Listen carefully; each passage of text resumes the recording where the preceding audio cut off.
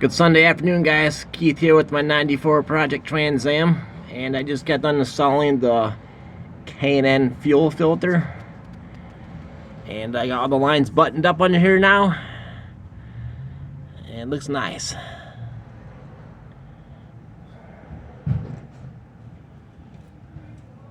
I think I'm gonna polish this brake line. This brake line right here is brand new. I think I'm gonna hit that with some mother polish and some light steel wool, just to make it match the other ones I polished up. So I think I might do that. Make that shine a little better under there with the other ones.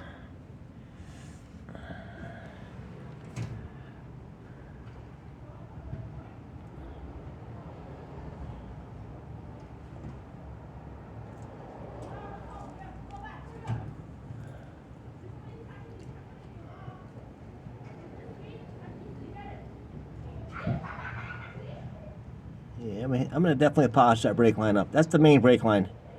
That brake line's like 7 feet. I had to bend that sucker by hand to kind of to fit under here. So yeah, I think I'm gonna polish that bad boy up, match the other ones, make it look nicer. It's brand new.